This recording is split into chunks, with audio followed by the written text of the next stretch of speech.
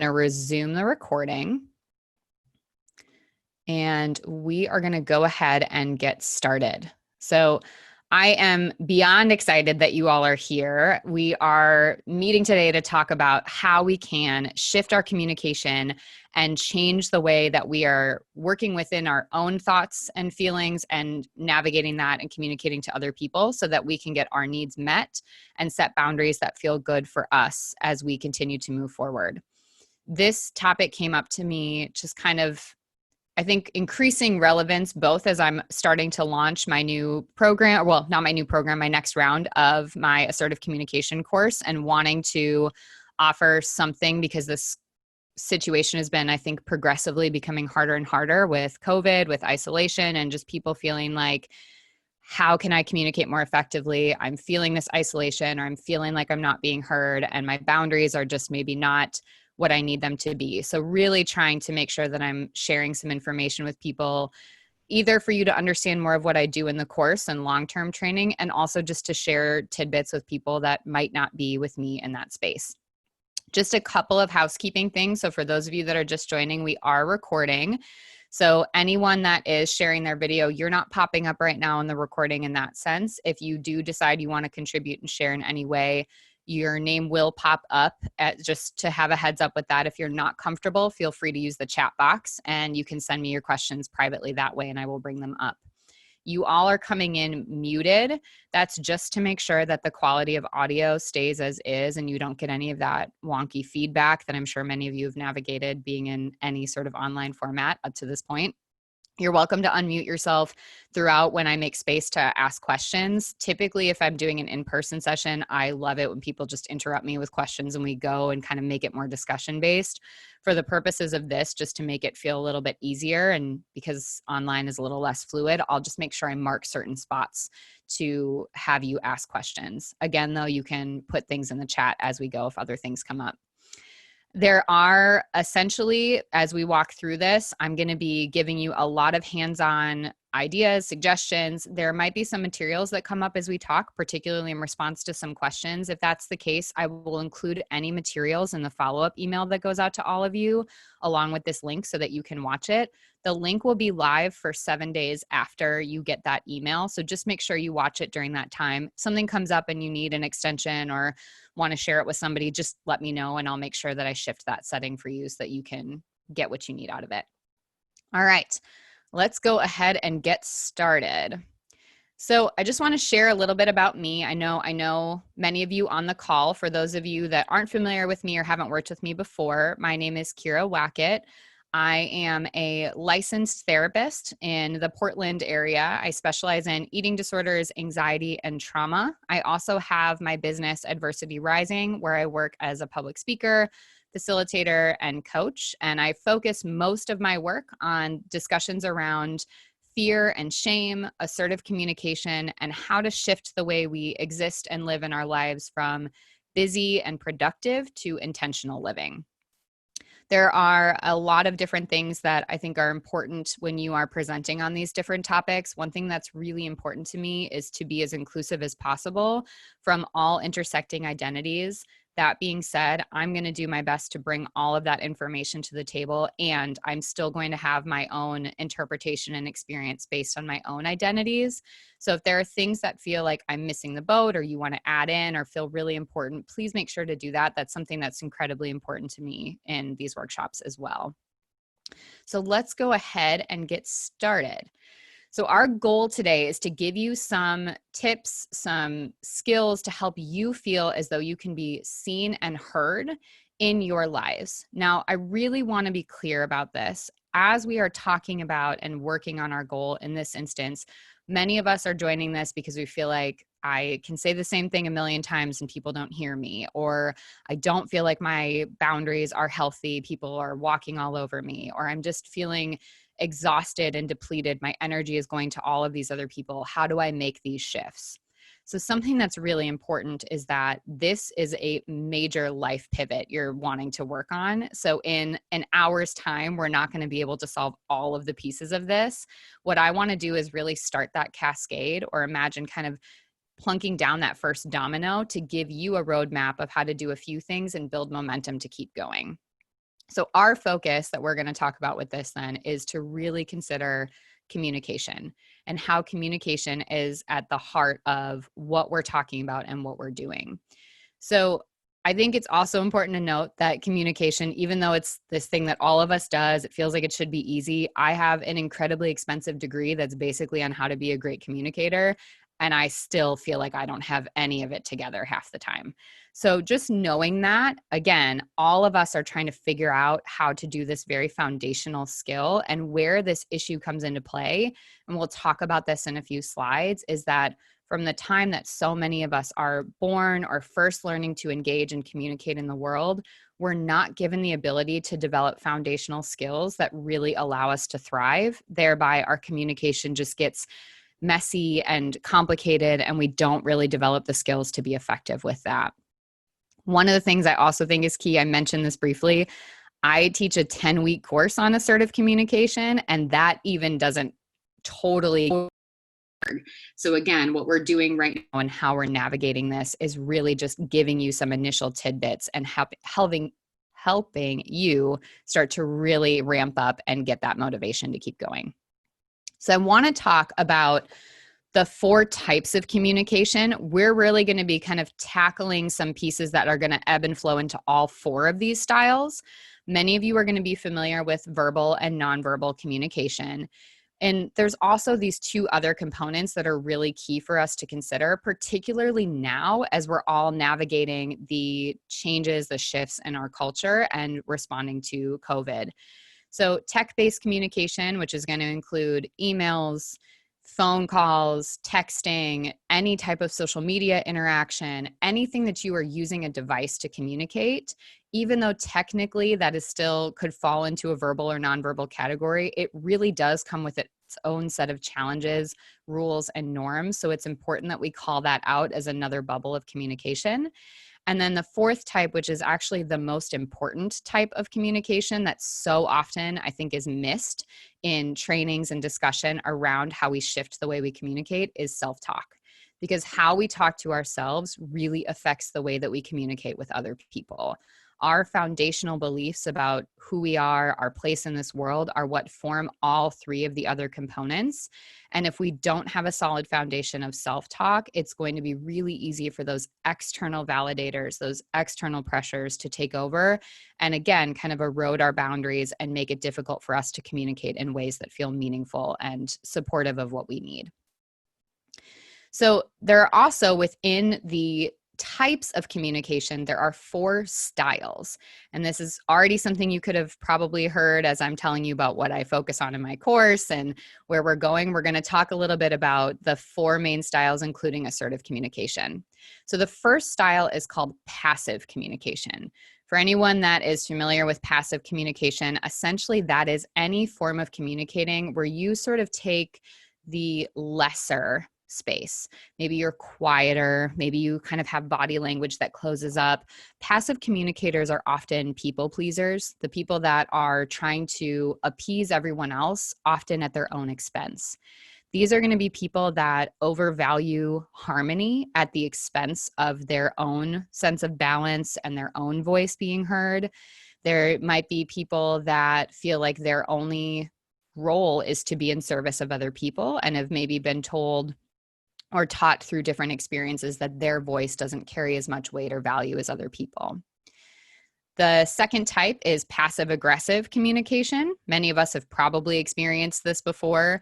We are all guilty of doing this ourselves. Passive-aggressive communicators are essentially people that are, I like to think of them as like they can hit you with like a dagger that you weren't even expecting from somewhere completely 7 planets away.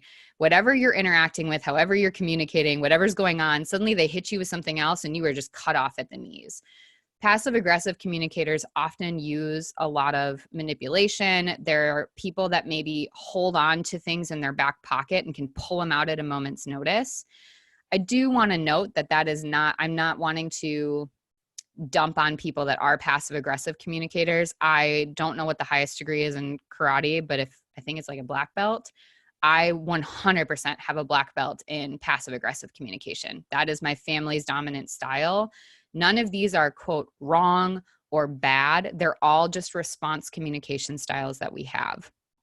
Oftentimes what passive aggressive communicators are doing is they're feeling some sort of threat in communication or feeling this pressure and don't know how to respond or feel overwhelmed with emotion.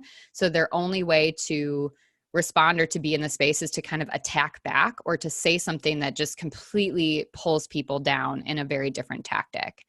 This is similar to aggressive communication, although passive aggressive communicators might be someone that you interact with and you go, well, that was nice. And then you go, oh, wait, that was secretly really shitty. Like you might not really recognize it at first.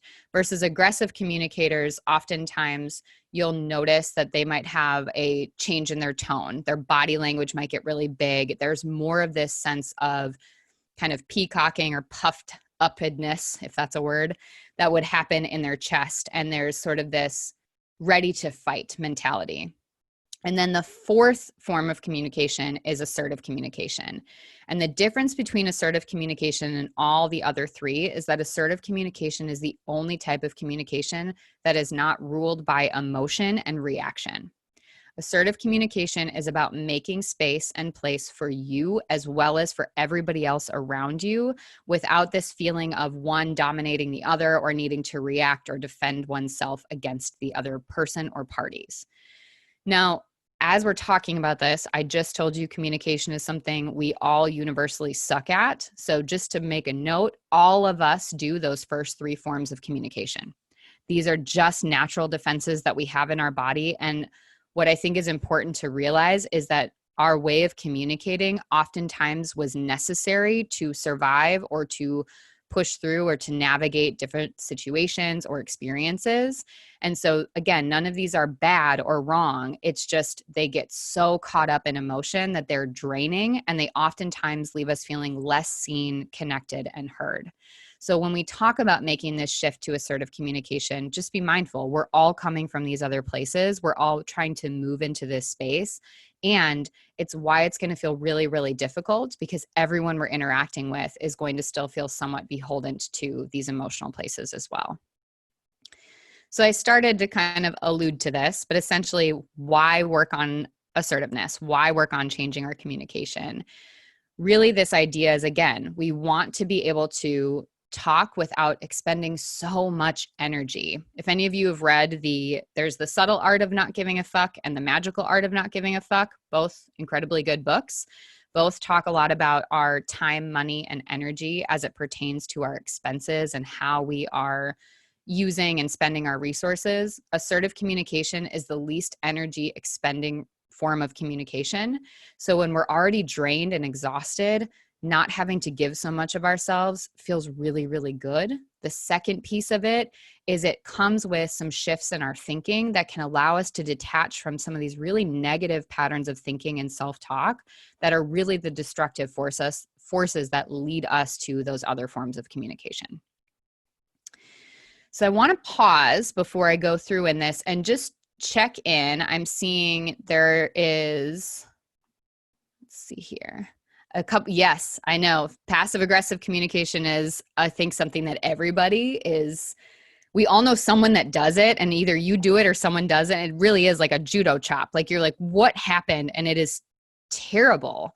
And one thing that I do think is important for all of us as we consider this is just knowing again that if that's what you were taught, we're not passing judgment on those people or other people as well, but realizing if somebody in your life, like in your instance, your mom's best skill, it's my grandma's and my family's as well, you kind of have to give yourself space and permission and grace to say, oh, it would make sense that maybe I inherited those same things. And that's the way I've learned to communicate.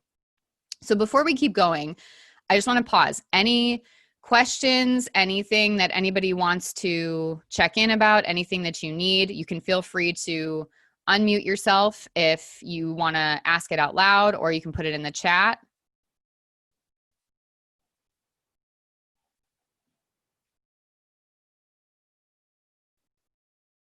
I'm just watching the little microphones and just seeing if anything happens. It feels like I'm like on a secret mission right now.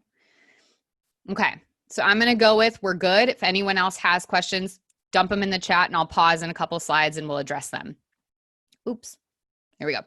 So as we continue then, I've started to allude to this, but I just want to go even deeper as to why these things are important and why we're talking about this. So essentially, how we communicate, remember there are those four main types. I want us to consider those first three, verbal, nonverbal, and tech, as all communication with other people, and then the self-talk. Those two forms of communication create feedback loops in our brain that ultimately lead to patterns of existing and operating. Then this is where the problems are.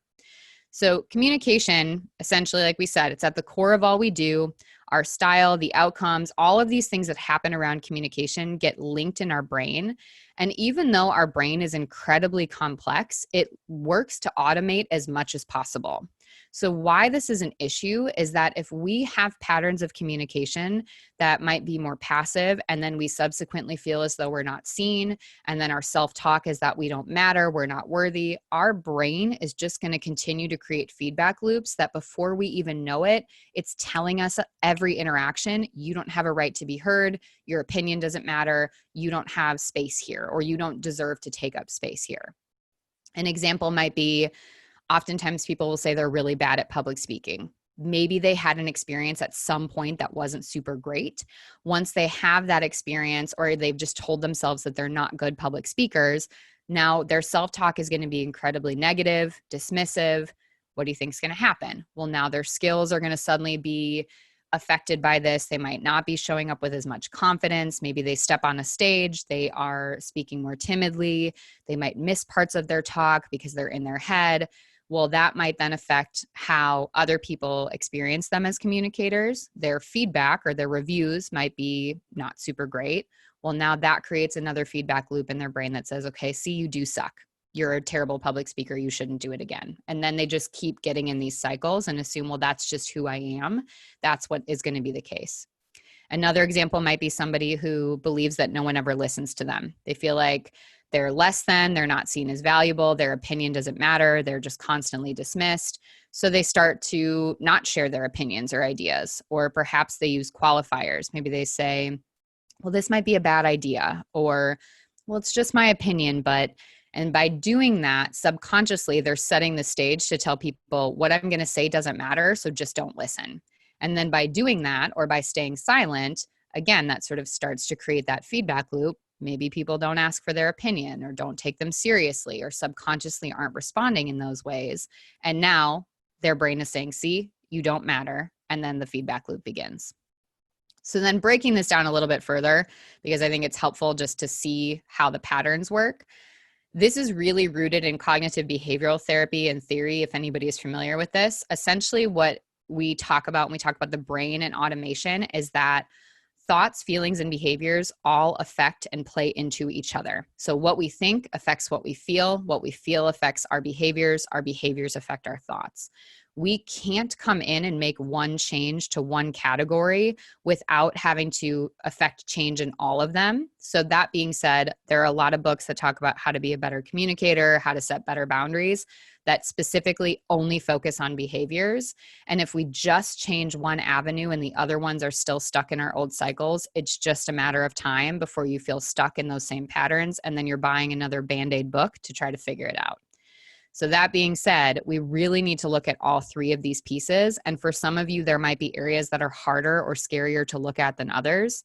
I know for me, my thoughts are the places I don't like to go because I am incredibly mean to myself and I'm very convincing. My anxiety is awesome at making a case. It's like being on the debate team and losing every single time. So my thoughts are something that I oftentimes try to avoid. Versus some people, maybe it's their feelings, or some people might carry a lot of views on their behaviors and they don't want to go there. But essentially what we're going to look at today then is how we can start to interrupt these cycles and make space for you to go deeper in all three of these pieces. And I also want to note that if you've been really swinging, kind of imagine those, I don't remember what they were called. It's like a pendulum swing, but they used to sit on fancy desks and it was like a bunch of balls and you'd pick one ball up and you'd drop it and it would like do this. Okay, I'm going to go with the head nod. Some people know what I'm talking about. And so with that, kind of imagine if you've been way up here and you've been feeling like you're not communicating effectively, or you have really negative self-talk, or it's just you're really rooted in maybe some shame, which we'll talk about. You can't just completely flip to the other side and be like, I'm amazing. Everything's great. I deserve to be heard. I have value. It's like setting off a bullshit detector in your brain. It's going to be like, no, because these are the rules over here or over here. We can't switch to this side. So our goal right now is to make space for neutralization, to neutralize and to take the weight out of these pieces. Because again, our goal is to take the emotion out of how we talk to ourselves and other people so that we can make space for everybody and not feel overwhelmed. Okay. Pausing one more time. If there are questions or things that people want to check in about. Yeah, I think that there are, so just a couple comments came in privately. I just want to make some space to kind of address as we're continuing to go forward. So when we tend to have certain forms of communication, where it can be problematic is then how we interact with other people that have other forms of communication. So I'm just going to use one of the mentions in the chat box of maybe if you're somebody that's more passive and you are in a relationship, let's say it's with a partner or a friend, a family member, even, and I'll use, because I know Ogla, you said passive aggressive communication is your mom's style. So if I'm passive and I'm interacting with somebody that might be more aggressive or more passive aggressive, or just doesn't make space for me to be heard, that feedback loop that's created of like, okay, well, I'm not heard, they're always heard. And just the way your relationship can grow can eventually just create more tension and more distancing. And it can make us feel even more disconnected from the people we're supposed to be most connected to. So when you feel like I'm talking, I'm sharing, and I'm just never heard, there's no space for me, remind me at the end if we don't talk a little bit more about this. There's a really cool example that I have kind of alluding to in one of these tips. But one of the things I think is important is to start to make space to realize then if we want to change the narrative and the way that we engage with other people, we can't change how they respond until we change how we show up. So I'm going to get at that in a little bit. And I'm going to use that example of passive communication in connection with maybe somebody who's not making space for us. Let's see here. So what if you communicate assertively with a person and they see it as a personal attack instead and fire back at you rather than hearing you out, asking more questions and validating your experience with a goal to change and connect? Yeah, we're going to talk about that one as one of the tips and tools, especially because I think there's, again, this space of when they do that, it's so hard not to get pulled back into the emotion. And that emotional piece, I think, is the hardest shift to make in terms of really becoming assertive. So I'll pause that and we'll hit that in just a second. And yeah, Bria, I agree. It's so hard in relationships, especially I've been noticing this she's just over 3 months old now, and navigating this new role with my husband and what it means to communicate. And I felt like we had it down, and then suddenly it's like, wait a minute. Okay, I can feel myself falling back into those patterns when I'm tired, when my emotions are running high, and it's hard to re-anchor into and to detach from the emotions because it's so easy to feel things so personally if we don't have these boundaries put in play. So I'm just going to walk through a little bit of a background now on this and kind of talk about essentially let me pause and say this. This piece of understanding where our issues around communication come from, and for us personally, maybe how these cycles got developed, is something that I spend 2 weeks on in my course.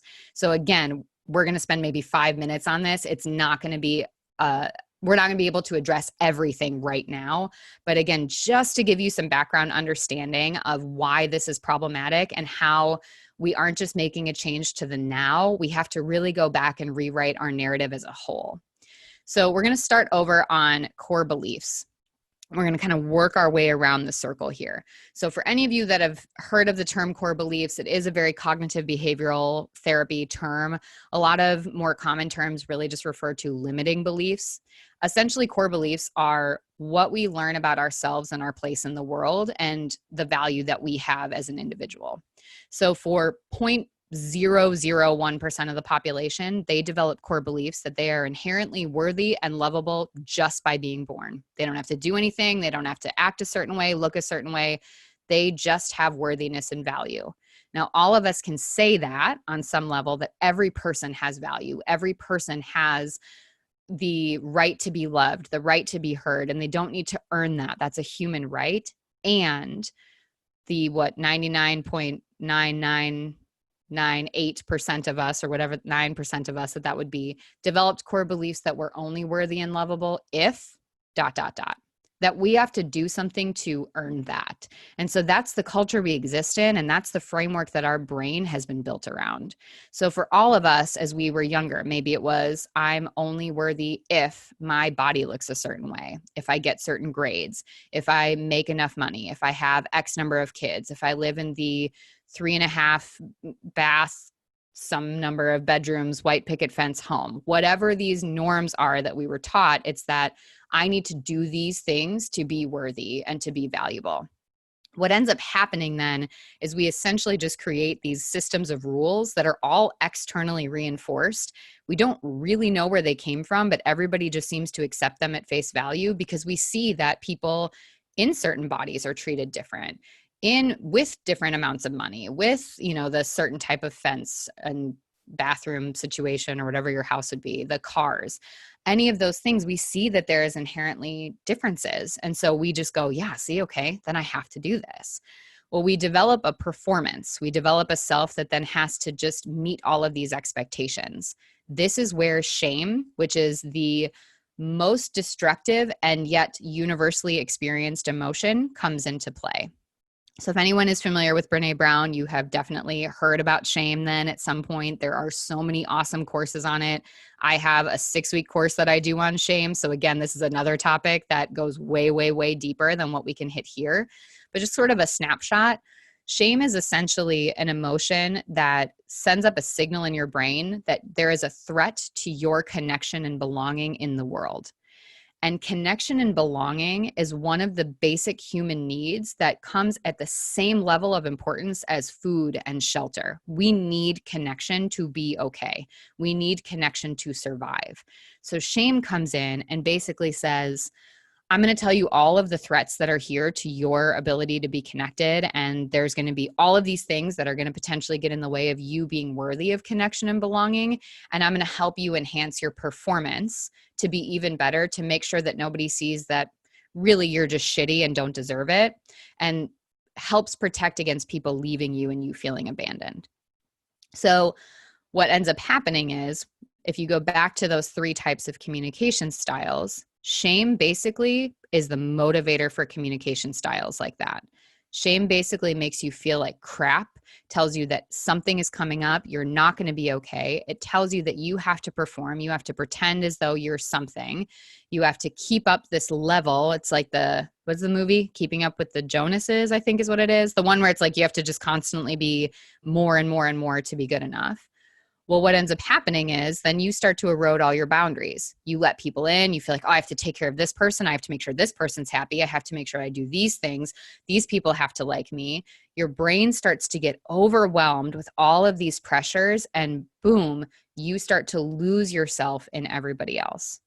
And then the Band-Aid, the kicker that all of us exist in, is the worst swear word in the world, which is I'm fine. We then tell ourselves, I'm fine. It's okay. I'm going to work all this time. I'm in a relationship I don't really care about. I don't like these people. I hate my life, but you know what? I'm fine. I'm going to stay in this job. It's, I hate it. I feel like I have a case of the Mondays every single day of the week. I'm not sleeping well. I'm depressed. I'm anxious, but I'm fine. I'm just going to keep going. And the reason why this feels like it's such a hard thing to break is because shame tells you that this is the only way that you can maintain any relevance or way of being worthy of connection. you've basically inundated in your brain this feeling that if you aren't performing, if people see the real you, they're going to leave you anyways. So this becomes what I like to call the predictable shittiness. I don't like it. I'm not thriving in it. I hate my life, but at least I know how to do this well enough. And at least I have some basic form of connection. At least I'm bobbing my head above the water and I'm surviving, because your brain starts to believe the only other option is that you will fail and flail and you won't have anybody around. That is a lot that I'm trying to explain in a short period of time. Just pausing for a second. Again, you can feel free to unmute yourself if you want to ask, or you can use the chat. What questions do you have about that? Because the next step is going to be us talking about what we do with this, how we make some changes. So before we go, what do you need to know to make sure this makes sense for you?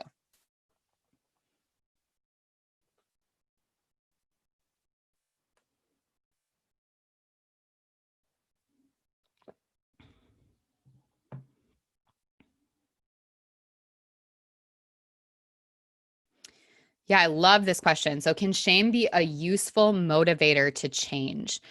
There are a lot of people that kind of take two routes of thinking about shame. Shame is essentially, if we had to give it a definition, again, we kind of talked about it being a threat. Shame is basically this feeling that I'm bad, I'm broken, I'm inherently fucked up, essentially. I am not going to be able to, I'm not worthy no matter what I do. I have to perform, I have to be something more because I'm not good enough.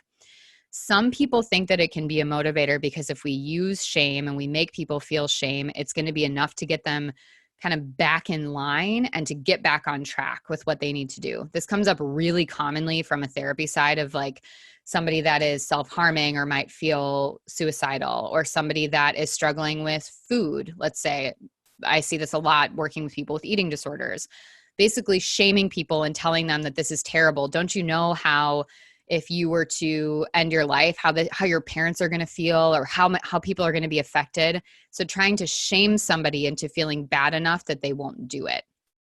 I do not believe and have any foot in that camp that it is a helpful way of responding, because it's kind of like working with people. Let's use smoking cigarettes, for example. There's not a single person on the planet that doesn't know that smoking cigarettes is bad for them.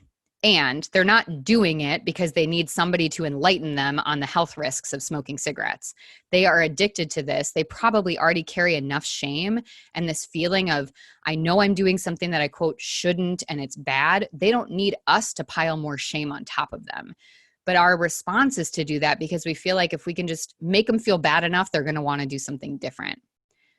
I think instead, the term that gets used interchangeably is the term guilt.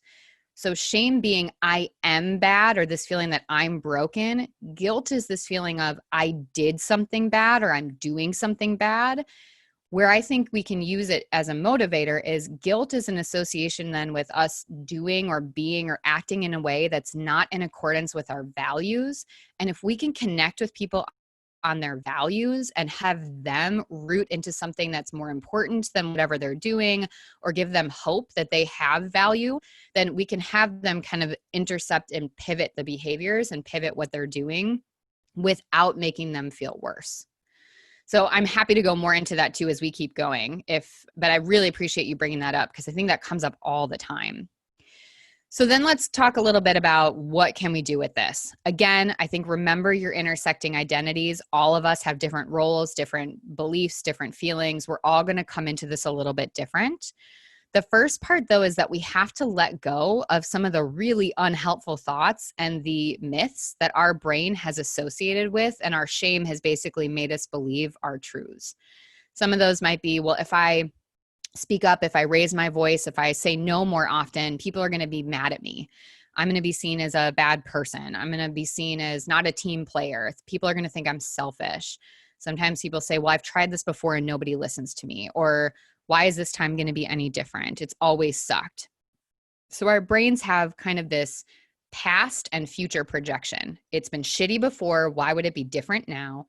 And we're projecting into the future and assuming that if we do anything that's different from our norm, everything is going to suck and be shitty. So going back to that sort of cycle, it's because we've told ourselves that if we're not fine and sort of perfecting our predictable shittiness bubble and just existing here in our status quo, we tell ourselves the only other option is that things are going to be shitty. Our brain doesn't even have the belief that things could be better. It's like, if you leave here, there's only one direction. Sorry, that was really, I thought maybe I was making a pun about One Direction in the music. I'm not. So then going back to that, then if you imagine, then we're kind of going to, okay, we need to teach your brain that there's a possibility that this might happen, that this could be okay. So we need to let the possibility of, okay, people are going to think I'm a bad person, or people are going to see me as selfish. It's not that we're going to be able to, again, switch to the other side and say, no one's going to think you're selfish. Everyone's going to think you're a great person and everyone's going to respect your boundaries, because that's not going to happen. Instead, we want to allow the possibility of, not everybody's going to think I'm a bad person. Not everyone is going to think I'm selfish, and not everyone is going to continue to not hear me. And then we're going to make some shifts. And so now I'm going to pause for a second, just make sure if any of that is coming up. Are there other limiting beliefs that anybody else has that they feel like get in the way of maybe using your voice more effectively?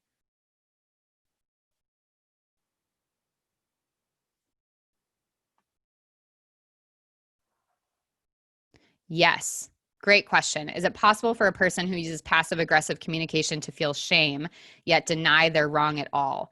Yes. And this is something that I go way deeper in. And there's actually, I have a webinar on shame that goes deeper into these three responses. So if you look at communication styles, shame basically has us respond with defenses because we don't want anybody to see that we are vulnerable. So if I'm a passive aggressive communicator, I feel shame. Remember, shame is a threat to my connection and belonging. I can't let anybody see that because that's my most vulnerable place to be. And my brain believes if people see that, they're going to leave.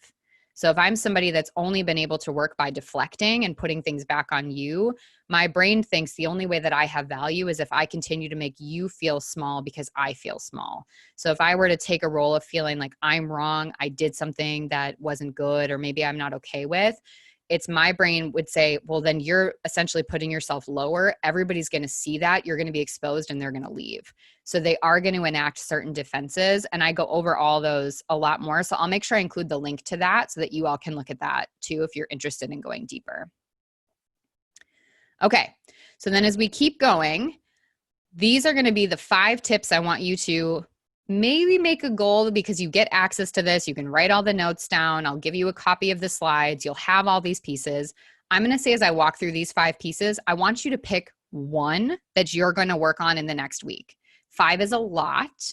And a lot of times we all go to, I need to fix everything right now. I'm going to be the best communicator ever. And you're going to revert right back to where you were before. So I want you to just pick one thing that feels relevant to you that you could start on now.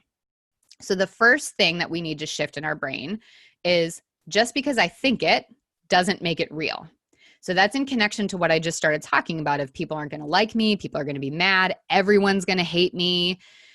Every time that we think these things, what's happening is our brain is doing what's called mind reading and fortune telling. We are jumping to conclusions and assuming that we know what's going to happen because our brain has made us the problem and the issue in everybody else's story. We see us as being the central problem and pain point to everyone else, and we overemphasize our role and value to everyone else. So for example, if I get invited to go out somewhere and I really don't want to go, this would happen a lot. I'm incredibly introverted and I love small gatherings and I can build myself up to go into large gatherings, but I lose my energy very quickly in those spaces. And I don't love to go out with people, like I think it used to be more like go to the bars or go do anything. But I would say yes, because I'd feel like I had to, or else people were going to be mad at me. They were going to be pissed off. They weren't going to want to be my friend anymore. I was going to miss out on everything. And then usually I would end up coming up with an excuse the day of, or like right before, of why I couldn't go. Oh, I have a headache, or, oh, I have, sometimes I would even say I have patients I have to see that suddenly came up last minute, which people would know that doesn't work like that in private practice. And so but I would come up with these things because my thought was, if I just told them, hey, I don't want to do that, I'm not interested in these things, they'd be upset with me and I would hurt their feelings. But the reality is I am not that important to them. but I'm making my response so important and pivotal to my relationship that I'm projecting that. Therefore, I just say yes and I come up with excuses all the time. And then again, I'm being passive. The other thing is, the more I do think it, the more I'm going to manifest it as a reality. So if I start to assume everybody hates me, nobody wants me around, people don't really care about me, well, eventually I'm going to start saying they didn't really want to invite me, they felt obligated, so I don't go. Or I'm going to stop responding to the invitations to go places, or I'm going to start to slowly take myself out. Well, now I have made it so that maybe people don't want me around, or people aren't thinking that they want to be my friends because I've pulled myself out already. So that's one key thing, reminding yourself just because you think it doesn't make it real. And the more you think it, the more you're going to manifest it into a self-fulfilling prophecy or a future fulfilled prophecy, because you're going to make that your reality.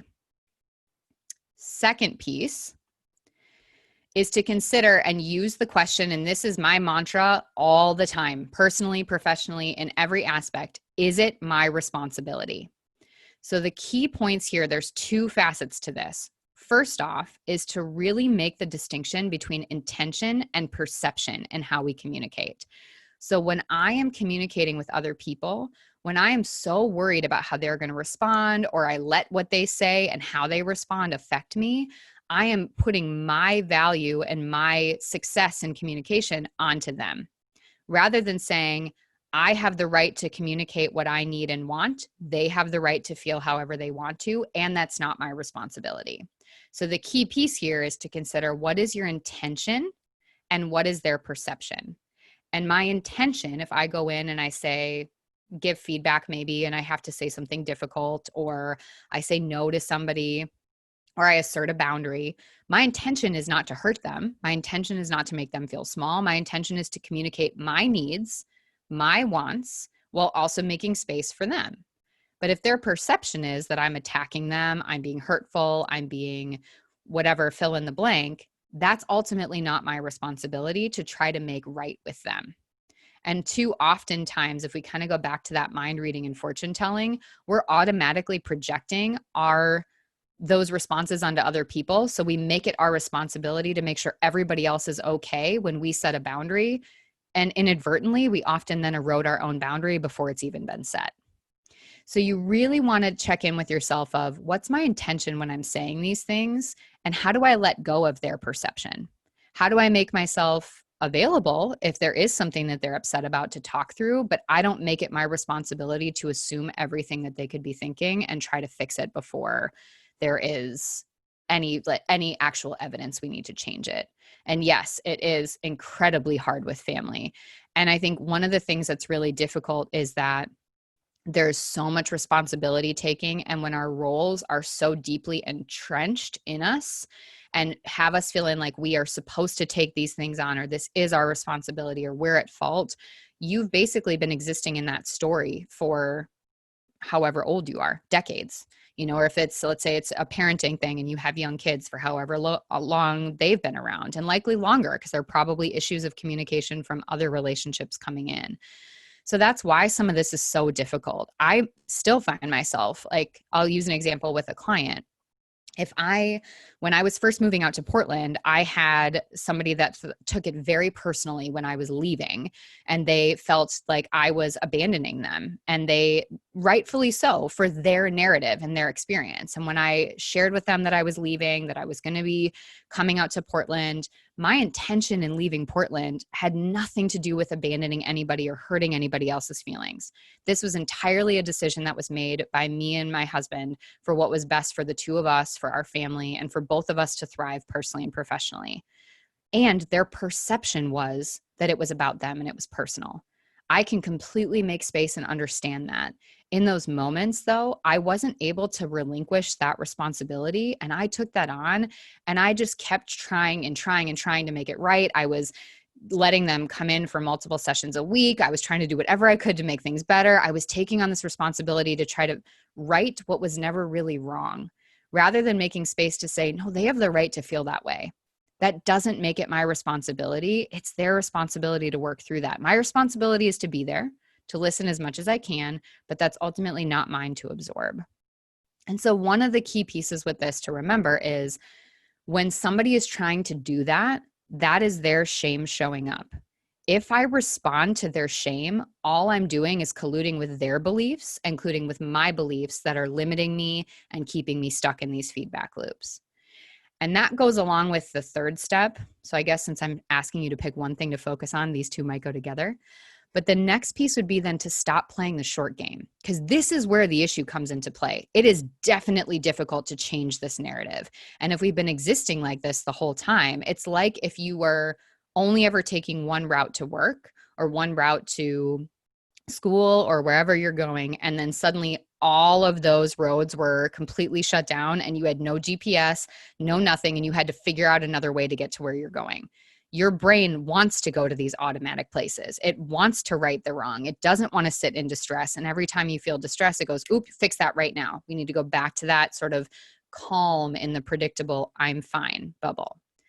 But when we do that, what we're doing is we're responding and being reactive to other people's and to our own distress, rather than playing the long game and realizing we need to learn to tolerate our distress and everybody else's in order for this change to happen.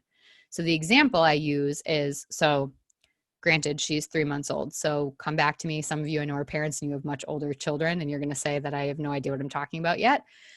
But when I'm trying to establish a sleep cycle, right, you have to start doing that off the bat. And if you're not parents, just know that it sucks, because right now, sometimes the only thing that would make her calm down was to put her in the swing or to rock her to sleep, to let her sleep on me.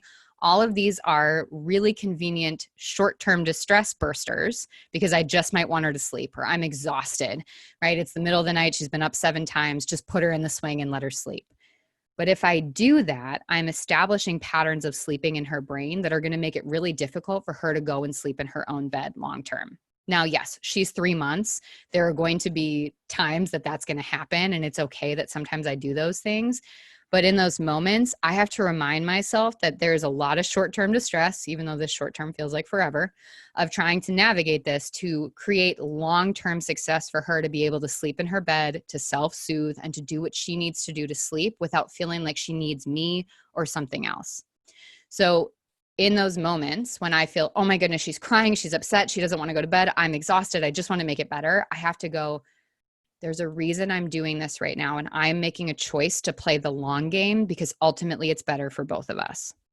Now, this is a little bit easier in those moments because she can't talk versus when you're working with somebody else, especially a passive aggressive or an aggressive communicator, because they're judo chopping you left and right and trying to play you into or bait you back into this game. But the key here is to remember my job, if I shift into that assertive platform, is they can have whatever feelings they want. They are entitled to those. They're not wrong. They're not bad. They just aren't mine to own. And I don't have to pick them up, because every time I pick them up and I respond to that, I'm going back into those other styles of communication and I'm recapitulating those same patterns of engaging that just keeps us stuck in this cycle. This short-term distress is overwhelming. So I just want to be mindful and let you know that if you try to do this, you're like, this is terrible, and you feel like you keep getting sucked right back in, that's normal. That happens to all of us.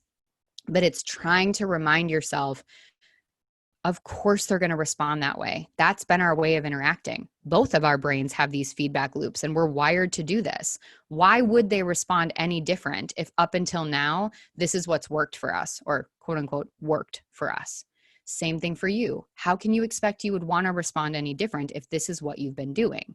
So we have to just slowly then make sense of, okay, you're trying to drive that new route to work and it's going to suck and you're going to get lost multiple times and you might try to get back on that highway over and over and over again. That's okay. We're just going to keep slowly trying to take that new path. The next piece then, and this is going to be very specific around tech-based communication right now, is stop feeding into the urgency factor. So if we go through all of this, up until now, we're saying learn to tolerate the distress, your own and other people's. Start to let go of those beliefs that you are the center of their problem story. You are not responsible for those pieces, and there are elements of this that are being put on you. Makes total sense. And you don't have to keep taking them just because they're offering that. And one of the key pieces here is A lot of times we forget in those moments, we don't have to respond. Maybe you can't make the shift from passive or passive aggressive to assertive in that moment. So why take either route? Hit the pause button. Stop feeling like you need to respond right away and in those moments. And particularly, I think this is important as it relates to COVID and all of us being home. I can't tell you how many coaching clients, how many therapy patients are talking about this all the time. It's saying that they feel like they have to respond to every text. Everybody wants to FaceTime. Everybody wants to connect with me. Well, people know I don't have anything going on, or I didn't have a good excuse. You do not need an excuse to protect your time. There are very few instances that I would say that you have to respond to things right away. If you're a parent and you have a kid that has an absolute need, maybe you don't have the luxury of saying, okay, I don't have to respond to this right away. And there might be other very specific things that are happening in that instance too. But 98% of the situations that are happening in communication is not urgent. We've just co-created this cycle that everybody has to be available all the time. And we take it personally when people aren't. I can't tell you how many times I've sent a text message to somebody and they don't get back to me right away. And I can feel the thought in my head of like, they're being a really shitty friend right now, or why aren't they available? Because I feel this like they should be around. Or I send an email and I get frustrated that it takes somebody 2 weeks to respond. But that's my stuff, not theirs. And so one of the things that I think is really important here for you is to remember that there is sort of a, I don't want to call it selfishness because I actually think being selfish can be really key, but there is a selfishness here. And when we are saying that we expect people to be available. Just because I'm texting them doesn't mean that it works in their schedule, and they don't have to have a reason why not. And I've been working on this with my mom because I was definitely somebody that was the opposite. I'd like to say I was the one that was being pressured into being available, but I wasn't. I would blow up her phone thinking, well, what's going on? What's wrong? Why isn't she available? Why isn't she around for me? Because I've decided I want her here right now. And so then she got into this loop of like telling me her schedule constantly of what she's got going on to make sure that I don't call her during a time she's not available, because I started basically inadvertently making her feel like shit if she didn't pick up my phone call right away. So I've had to work on telling her, you don't owe me an explanation of what you're doing with your time. If it's a true emergency, I will definitely call you more. I'll let you know. But otherwise, just because I've decided I'm available right now doesn't mean that you have to be. And so for you, and I agree, Bria, I'm horrible at not responding to things in general too. I'll feel that same pressure, but I've tried to remind myself that I, again, don't have to have an excuse. And some people right now are like, well, you have a new baby, so of course you're not around. Of course you're not doing this. And yes, sometimes that's definitely true. But sometimes I just don't want to talk to somebody, and I don't want to use that as an excuse, because then that means it's short term. I don't need to have the excuse. Sometimes I just don't want to talk to you, and that's okay. And sometimes people just don't want to talk to me and aren't available. That's also okay. The last one then is to consider we need to say no more often. And if you have not yet picked the one you want to focus on, I'm going to pick for you, and I want this to be the one you focus on this week, is I want you to say no to one thing this week, whether it's I'm not going to answer a text message right now, I'm not going to be available for this phone call, or I just don't give a shit about this team meeting. I'm going to have something else going on, whatever it is. I don't want to do your coffee chat. I want you to say no to something. Take something off your plate. And two things that are key with this here is, one, do not use qualifiers and justifications. When you say to somebody, oh, I would really love to, but I have this, and this going on, you've inadvertently said yes to the next time the offer's on the table. If you don't want to do it, just say no. There doesn't need to be a qualifier or a justification. The second piece is, if you are not saying no, you might actually be saying yes. So I might not actively be saying yes to my negative self-talk every day. Like, yeah, that's awesome. Invite it in. But when I'm not shutting it down, or I'm not stopping some of these things from happening, I am inadvertently saying yes. So some of these ways of saying no might also be you just shutting down thoughts in your brain of going, nope, I'm not going to deal with that right now. Nope, I'm not going to hold that right now. Maybe your shame and your anxiety needs a few minutes in your calendar later today, but for right now, you're going to say no, and you're going to keep doing what you're doing. So all of this to say, remember, there's so many pieces that need to happen. I'm aware that some of the text looks a little bit funny on here, so I'll fix that for those of you that might have any sort of visual impairment. So essentially it says, don't assume action is the only step. Remember what I talked about. Our thoughts, feelings, and behaviors are the key pieces for all of us. Everything that I am giving you to focus on right now really integrates thoughts, feelings, and behaviors. And we need to remember that we have to go deeper into all three of these categories. If I just say no, but I don't work on the thoughts around what it means if I say no to somebody else, what it means if I have an opinion, all that's going to happen is eventually I'm going to go right back into absorbing their distress and I'm going to try to make it better. If I tell somebody that it's not my responsibility or try to tell myself it's not my responsibility to take this on, but I keep taking on the behavior, or I keep enacting behaviors that I'm trying to fix it for everybody, doesn't matter what I tell myself, eventually I'm going to go right back to thinking it is my responsibility. So we really have to consider any of these shifts we make, how we pivot our thoughts, feelings, and behaviors in ways that can be more effective. So that being said, we're kind of through the main portion of this. I threw a lot at you in a short period of time. So what I want to do is give you space in about a minute to ask some questions. So I'll let you either type them in as I'm talking or kind of formulate them in your head.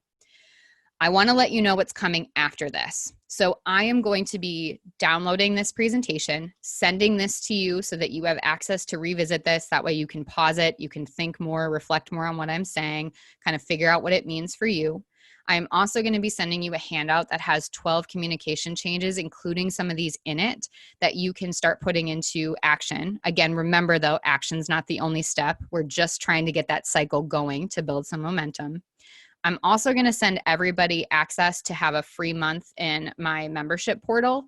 So there are essentially, some of you are members that are on the call that you maybe have seen this in there, but I think it's 18 sections now. So different sections: communication, boundary setting, how to deal with shame. There are tons of different pieces in there. I know, Olga, I was mentioning the shame webinar. That is free to access in the membership portal.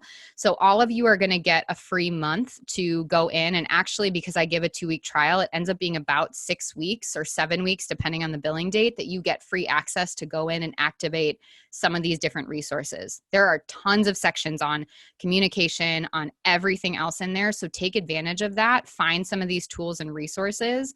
You're also then, if you're here for a month, you're going to have access to our free member call where we meet once a month and we talk about some of these issues and go way deeper. It's essentially a coaching call with me and support from all of your peers.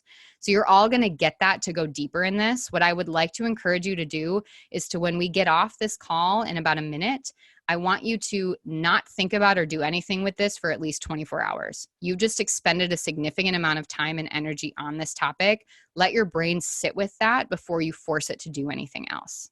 Okay?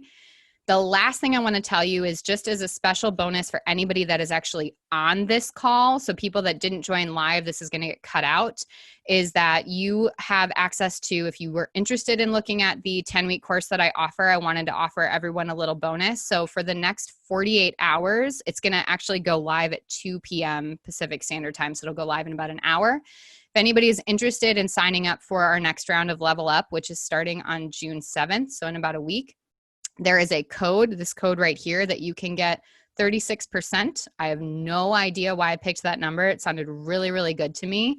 I was at 35 and I was like, 36 sounds better. So you get 36% off instead of 35% off if you want to join the course. There's tons of information on that. Please feel free to reach out if you want to talk about it. It is lifetime access to all the content on shifting and changing your communication. So it is 1 o'clock. I want to be really mindful of time. I haven't seen any questions come in through the chat, but just before we end, are there any final questions, things that people want to know so that you can feel like this is wrapped up enough in your brain right now before you come back to it and go deeper later on?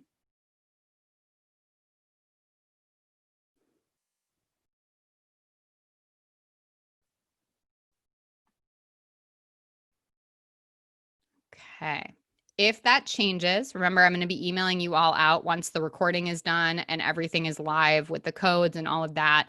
I will put a note in the email that this is live. Again, it's that next level code. It will not come out in the email. So if you're interested, just make sure to write that down. Even if you're like, I probably won't do it, but at least you have it in case. Just keep that there because it will not come out in the email for you. And if you cannot do the summer course, but you're interested in the fall, I will make this honored for the fall course too, if you want to sign up to reserve your spot as well. Thank you so much for everybody being here. It was awesome. I'm glad I got to see some of your faces on the side, and your nods or just being there gave me more of a connection to all of you. If you need anything else, please let me know. Otherwise, I will be emailing all of you in about an hour with all of this information. Thanks, everybody. Thank you. Thank you.